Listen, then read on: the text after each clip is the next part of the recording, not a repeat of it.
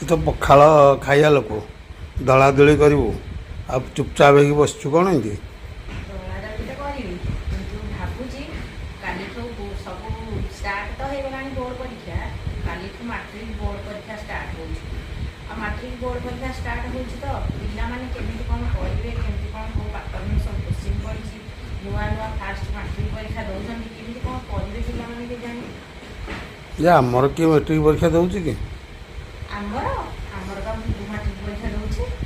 ଓହୋ। କାଲି ଯିବ ଫାଷ୍ଟ ମାଟ୍ରିକ ପରୀକ୍ଷା ଦେବ। ତାଙ୍କ ଜୀବନର ପ୍ରଥମ ଷ୍ଟେପ୍ ପାହାଚ ଏଇଟା ଚଢ଼ିଲେ ସେମାନେ ମାଟ୍ରିକ ପରୀକ୍ଷା ଯେଉଁମାନେ ଦେଉଛନ୍ତି ସେମାନଙ୍କୁ ଅନେକ ଅନେକ ଶୁଭେଚ୍ଛା। ଭଗବାନ ତାଙ୍କ କଣ୍ଠରେ ମା ସରସ୍ୱତୀ ବିଜେ ହୁଅନ୍ତୁ। ଆଉ ପ୍ରଭୁ ଗଣପତି ବାବା ତାଙ୍କୁ ବୁଦ୍ଧି ଦିଅନ୍ତୁ। ସମସ୍ତେ ଭଲରେ ଲେଖନ୍ତୁ, ତାଙ୍କ ଆଗାମୀ ଭବିଷ୍ୟତ ଉଜ୍ଜଳ ହେଉ। କେମିତି କ'ଣ କେଉଁ ପାଟର୍ନର ତ କହୁଛନ୍ତି ଭଲ ପାଟର୍ନର କୋଶ୍ଚିନ୍ ପଡ଼ିବ ଏଥରକା, ପିଲାମାନେ ଭଲ ଆରାମସେ କରିପାରିବେ। କିନ୍ତୁ ସେଇଭଳିଆ ପ୍ରଭୁ ଈଶ୍ୱର ତାଙ୍କୁ ଭଲରେ ଇଏ କରନ୍ତୁ, ଖୁସିରେ ଖୁସିରେ ମାଟ୍ରିକ ପରୀକ୍ଷା ଦିଅନ୍ତୁ। କାହାର ବି କିଛି ମନରେ ଦ୍ୱନ୍ଦ୍ୱ ନ ରହୁ, କିଏ ମନ ଦୁଃଖ ନ କରିକି କିଛି ବି କଷ୍ଟ କାହାକୁ ନ ହଉ, ସବୁ ଭଲରେ ଭଲରେ ସମସ୍ତେ ପରୀକ୍ଷା ଦେଇକି ଖୁସିରେ ଖୁସିରେ ପରୀକ୍ଷା ଦେଇକି ଘରକୁ ଆସନ୍ତୁ ଆଉ ଭଲରେ ରୁହନ୍ତୁ। ଆଉ ସେଇଥିପାଇଁ ସେଇ ଚିନ୍ତାରେ ମାଟ୍ରିକ ପରୀକ୍ଷାଟା ନାଇଁ ଏଇଥର ପିଲା ଭଲ ରେଜଲ୍ଟ ରଖିବେ, ଗଣପତି ତାଙ୍କ ଉପରେ ଦୟା କରିବେ।